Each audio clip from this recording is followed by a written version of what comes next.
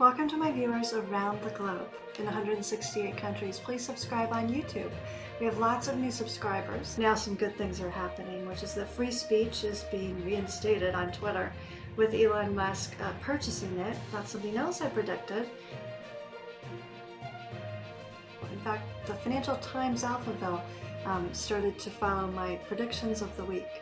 And I have a lot of predictions on the midterm elections. There are some game changers going on right now about Davos men, lockdowns, COVID. We don't want PayPal coming in and turning off our account because they don't like what we say on social media. What, Dan Schulman's going to become the arbiter of truth? Are you kidding me? Despite his good looks and his glib comments at Davos, Mr. Schulman will not be telling me what to do. PayPal stock has taken a total dive. They tried to censor their customers and install this $2,500 penalty fee if they didn't like what you said on social media. And then they said that they were taking it down, that it was a mistake. And then all of a sudden it reappeared a few weeks later. And Mr. Schulman, we have a lot of questions for you. I warned everyone about the power that a handful of billionaires were taking during COVID lockdowns. They made a lot more money, and some of us believed that it was planned. There was something called Event 201, sponsored by World Economic Forum and the Gates Foundation and Johns Hopkins. And all of a sudden, COVID strikes soon after. There were a lot of, war games involved in practice for a pandemic that then hit a few months later. So it was very suspect. We know the Wuhan labs. I had said there was some, issue around that in China and these people at Harvard. Pretty much everything that I've talked about has come true. They wanted you to get a vaccine passport so they can initiate a digital ID to control all of your movements. Then, once you have the ID, they get all your health records, they get all your banking information, they eliminate cash. And then, if they don't like what you say on social media, they take away your banking. All of a sudden, everything stops working. Is this the life that you want? Do you want to be a servant of the global billionaire elite? No, I don't even call them the elite anymore. As far as I'm concerned, they're a bunch of geeky STEM majors with bad ideas. We need more women and humanities majors at Davos. And I'm pretty sure that Klaus Schwab is not the man to make that happen, because I have been told by the former CEO of Unilever, Paul Pullman, that Klaus didn't really care about getting more women to Davos. He just wants to win the Nobel Peace Prize.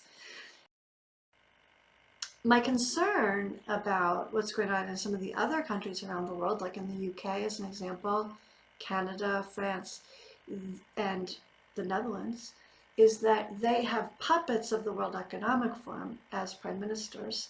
And this is a very dangerous thing. So I think it's important to understand that the World Economic Forum, which takes place at Davos in Switzerland every year, is a very left-wing organization. Klaus Schwab, who heads it up, is a Marxist. I'm voting straight Republican. I'm very comfortable with my votes.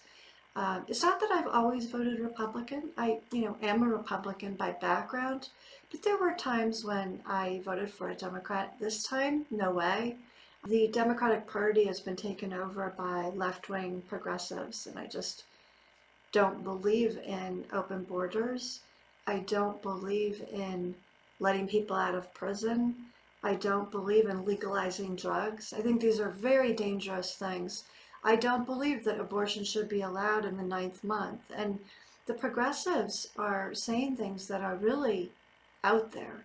And I don't think that the mainstream people are going to support that. So for anyone who does their homework, I think they'll find that the Republican positions on most issues are really more practical and more acceptable to the American public. Too many of these Davos men fly around on their big jets, fancy yachts and all the 9 yards. They have multiple homes.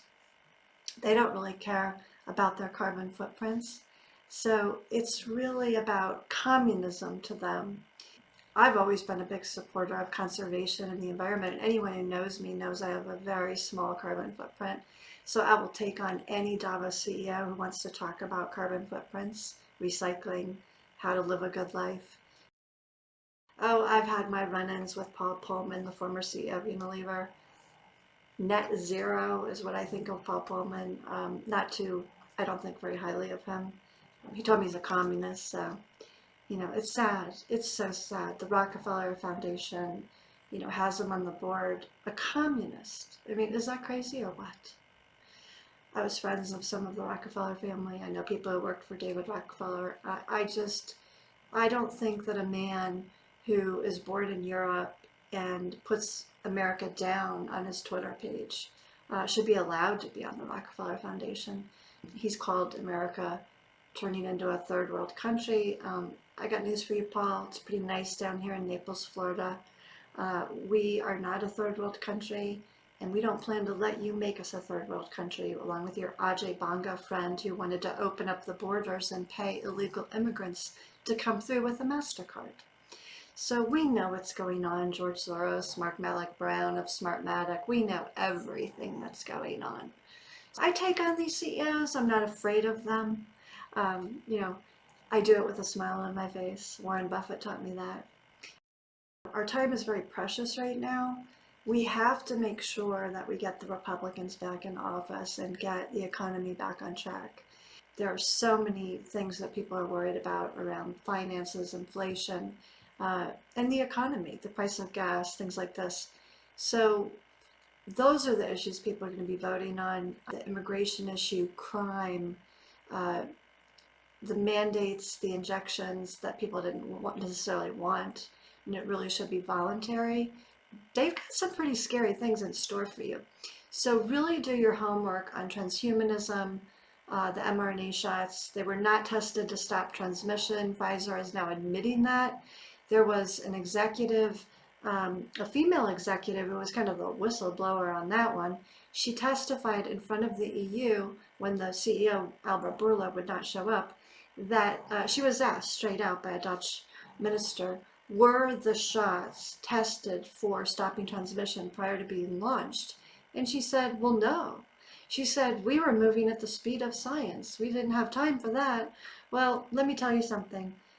Your CEO and a lot of the media tried to convince people that those shots stopped transmission and tried to scare people into taking them. The problem is that was all a manufactured lie. It was a way to get people used to communism, wear your masks, do what we say, social distance. It's all about control. So, a disease that has a 99.8% survival rate, it doesn't require that. It's fine if you want to wash your hands and wear your mask or do whatever you want to do, but not everyone needs to stay home and be locked down from their job. And it was wrong to close the schools. Fortunately, I live in a state where we didn't go for all that nonsense. But I feel really badly for the liberal states and the democratic states who were run by very dangerous politicians who listened to the men at Davos. And Bill Gates doesn't have a college degree, let alone a medical degree. I certainly am not listening to Bill Gates for health advice. So I knew some of this before COVID launched, and I've been able to share it with a lot of you. When, there are only 6 corporations running big media, you're in trouble because they're all run by liberal CEOs. So I don't go to the big networks for my news. I actually read about 25 global publications, and then I go to individual independent news sources, people like myself who are on YouTube or Rumble or other sites. So the midterms are coming up, and if anyone watched the Fetterman-Oz debate the other night, it was just shocking. It was something I've never seen before in the history of any debate for the Senate, the House, anything. There was nothing like it. And it really proved to me that Dr. Oz is a fantastic candidate. Now, I think, the Democrats are trying to play this abortion card with the ladies, but I think women are smart enough to understand that Roe versus Wade, doesn't necessarily have to be applied to the federal level, because the whole idea of repealing Roe versus Wade is to have the decision go back to the states and the people. I personally would like to see CEOs offer better family packages for maternity leave, paternity leave, things like that, longer paid maternity leaves. The Davos men have gone too far down the path on transgender and letting men into women's bathrooms and things that are just totally unacceptable to most real world women. Feminine women need to protect ourselves. We need to be more careful about who is invited to Davos. I believe it should be a 50-50 gender split. We've got a Trudeau, we've got a Rishi, we've got a Macron, we've got a Mark Rutte, a Unilever puppet close to the Davos crowd. What they're trying to do is really concerning. I mean, the Dutch Prime Minister wants to take the land from the farmers. And the problem with this is that the Netherlands is the largest agricultural producer, one of the largest in the world. So we don't want Davos men to own the land that the Dutch farmers own, because then they're going to take over food production. They're trying to take over energy production, food production, all of these things, so that they can have complete and utter control over your life. You will become servants, okay? You know, Trudeau is such a left-winger. It's incredible. Rishi Sunak now in the UK, I'm very upset that he's in charge. He's 42 years old, 3 years at Goldman Sachs, worked for a couple of hedge funds, and all of a sudden he's running the country. What does he know about running a country? Nothing. Okay, he can be the Chancellor of the Exchequer. But the reason that Rishi was appointed to be Prime Minister was because King Charles didn't like what Liz Truss said to him when she said that she didn't think that he should attend the United Nations climate meeting. And so they bullied Liz Truss out of there. You saw the second meeting with Liz Truss when she walked in, and Prince Charles, or King Charles as he calls himself now, actually bullied her on live television. You know, just the way he bullies the people who have the pens for him at the desk. Not too impressed by the start of King Charles's reign. And if you want to know history, I did study British history. If you want to look up King Charles I and King Charles II, they weren't such nice guys either. Bullying is unacceptable and it's wrong. If you want to state a intelligent, intellectual opinion and have a dialogue, that's one thing. But don't you dare bully anyone out there, because I've seen way too much bullying going on.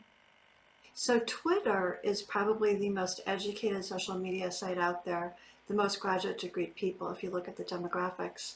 And about the top 10% of people who tweet do 90% of the tweeting. It's a very knowledgeable group of people.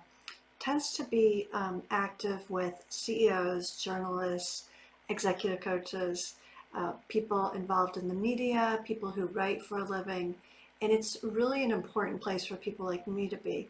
It's considered the breaking news, sort of like the way CNN used to be. If you want to know anything going on in the corporate world or in the news world, it hits Twitter first. So you have to kind of know who to follow and how to find it. But it's really important to be on Twitter if you want to know the events of the day and what's coming down the pike. I want everyone to know that I am here with you.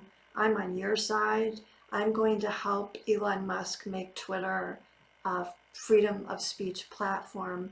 I'm going to make sure that everyone has a voice, and I'm going to make sure that I am the best executive coach for free speech, advancing women and minorities, making everyone successful, and making sure that Davos Ben and Davos billionaires do not control us. Okay, so that's where we are.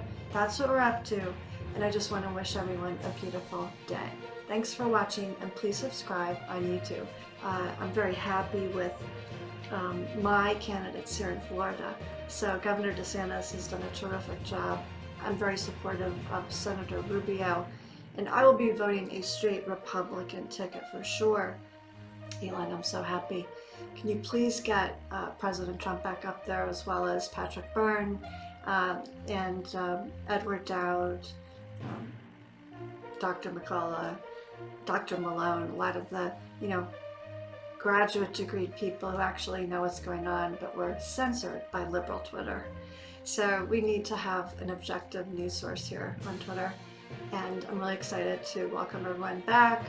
they are going to put these people back on Twitter. I'm Sandra Rupp. I was placed on the Thinkers 50 radar list for the world's top business thinkers. Subscribe on YouTube, follow my blog about Davos on WordPress, and please stay tuned.